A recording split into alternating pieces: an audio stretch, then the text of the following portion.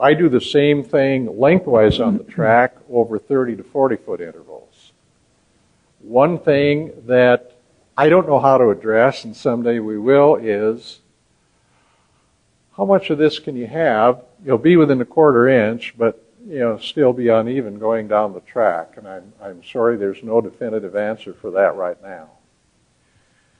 So from a personal standpoint, what I'll do to check out asphalt is I'll start with a laser level, and that's kind of my permanent record. It also verifies that the curbs are okay and that we're going to be within all the rules if we do a good job of paving.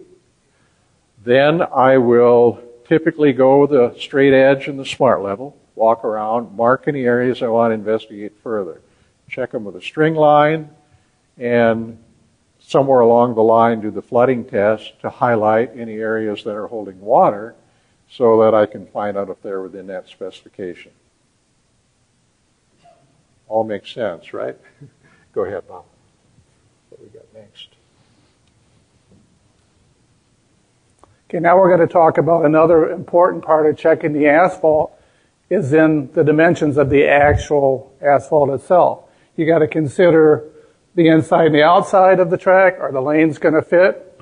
The chute, is it designed to handle 110 meters?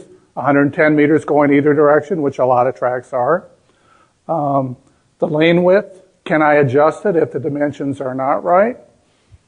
The high jump approach, how much of a high jump approach do we need?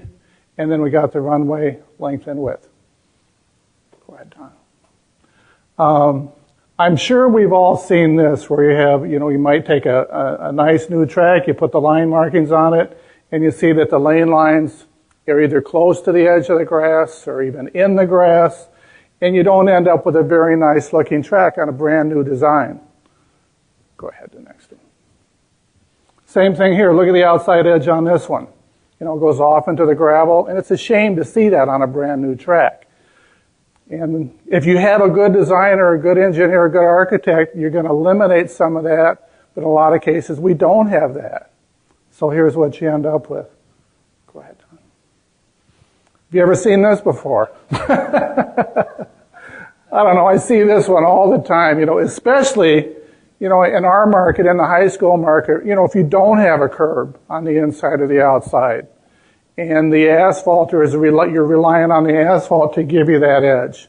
And I don't know why, but it seems like for some reason they just don't pay attention to this chute on the very end of the track. And why take a nice new project and ruin it with something simple like that? Because it's a lot harder to fix it after it's all done. Anybody seen that before? A few times? Okay, next one, Don.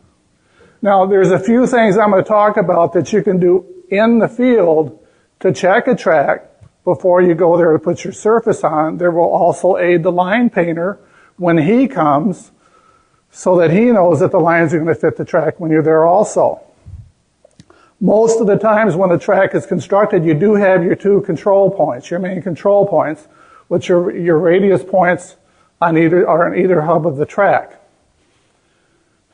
I never like to assume that the radius point is in the right spot because a lot of times what is on the blueprints and is on the drawings doesn't necessarily mean that's going to be what's as built out in the field.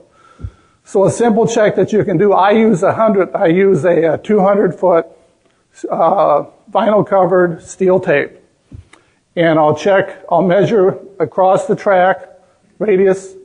And let's say for simplicity, let's say we've got a measurement of 200 feet. Well, we know halfway it's going to be 100 feet. So the hub of that wheel all the way around either side and to the curve should be 100 feet to the asphalt edge. You with me on that? It's got 100 feet all the way around. Very simple. So you establish your radius point on either end of the track. Okay? After you have done that, now to determine if the lines are actually going to fit on the track that you have, I set a transit up over one of the radius points, zero the transit in on the radius point on the opposite end. Now I swing a 90 degree over toward what I call PC number 1. And that's the number 1 point of curve. And At that point right there, I take a crayon, I have a helper with me, and we use a chaining pin, and we'll just, mark that edge of the asphalt, shot in 90 degrees. Which would be at this point right here, so I make a point right here with a crayon. And while I'm here, I'm going to make one over here too, so I can check the outside. Now I flip the transit around, I can do the same thing on both sides. So I've got control points that I've marked both on this side of the track and the other side of the track. Okay, now after I've done that, now I take my transit and I move it, and I move it right down here over this mark here, okay, that I made. And now I shoot down this way. First of all, I got my transit here, okay, and now I zeroed in on this radius point over here. Okay, from this point, now I swing 90 degrees this way. You with me?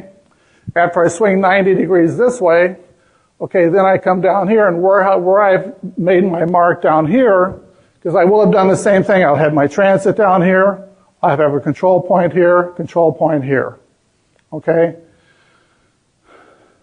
Now what I do is I measure between those two control points to make sure that if my distance between the radius was supposed to be 328.08, whatever it was supposed to be, that's exactly what I've got. Once I know the distance between my radius points, okay, now I can determine where my measure line is. I can calculate the measurement to the inside edge of the first painted line. So now that I've got this point here, I put a tape measure at this point, at this radius point, swing over here to this point, to the measurement that I've calculated for the measurement to the inside edge of my first painted line. At that point, I can set my transit over that point. Okay. Again, zero with this radius point here, turn it 90 degrees this way, and I'm looking straight down this way, over where the line should be. And visually, I can tell looking down the transit if I've got a problem with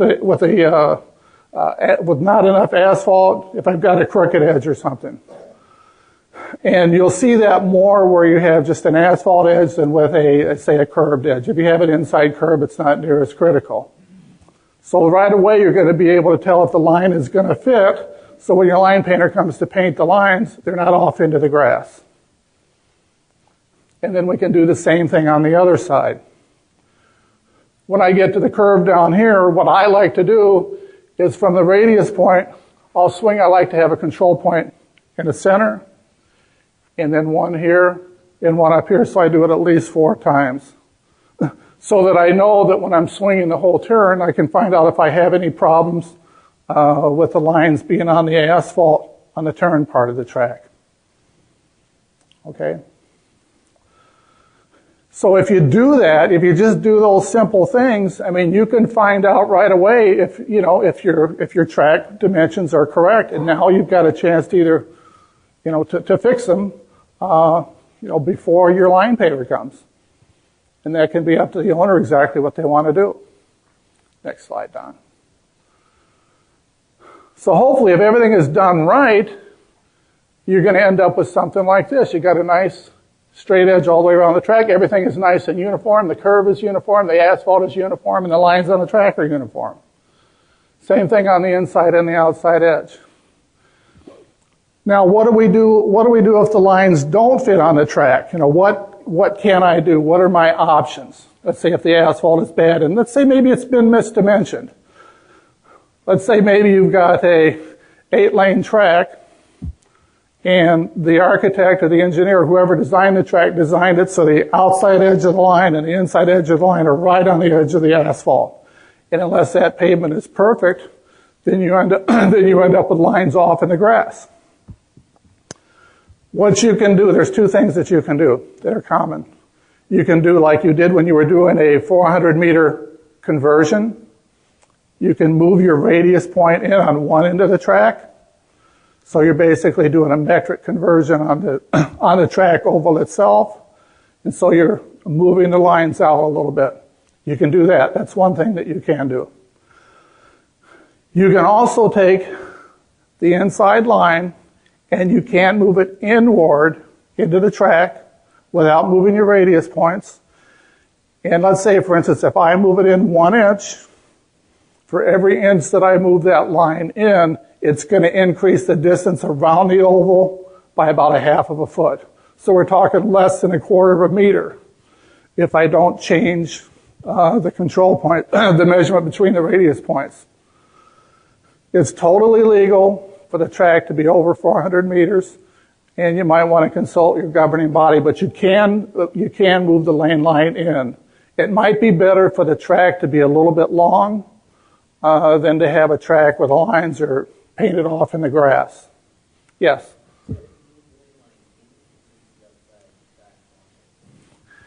If I keep my radius points exactly the same and I haven't changed them, if I'm going to move my lane line, what that's doing, if I'm moving the lane line, I'm moving the measure line too. Okay? So if I'm moving that measure line, it's going to increase the distance around the track. So instead of the track being maybe 400 meters, now I'm just maybe less than 1/4 of a meter longer than what 400 meters would be. Yes? Into the track. That's correct. Into the track. Okay, and what I'm saying is it might be better to make a track a little long rather than not have the lines fit the track. Now, when you do that, you've also got to make sure that you have enough width on the track so the outside lane lines aren't going to fall off the outside. Okay? Another thing that you can do is the recommended lane width on a track in high school is 42 inches center line to center line with 40 inches between the lane lines. Okay?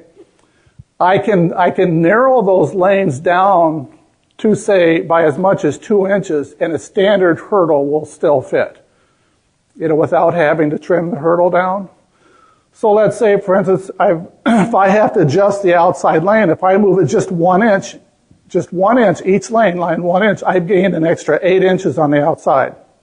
So now I've got a track it is going to fit. It's going to make it. And that's just another thing that you can do. But the best thing is to catch this beforehand, if you're the subcontractor, and you can discuss it with the general, you can discuss it with the architect, so before you put your surface on there, they can make the decision as to what they want to do. Do they want to modify the asphalt, or do they want to make some dimension changes that you've suggested? Those are just some things that you can do. Okay. Bob, the clearance, so a hurdle is 40 inches? You can take a standard hurdle, okay, and if I narrow my lanes, what I'm saying is if I narrow the lanes down by 2 inches, a standard hurdle will still fit just fine.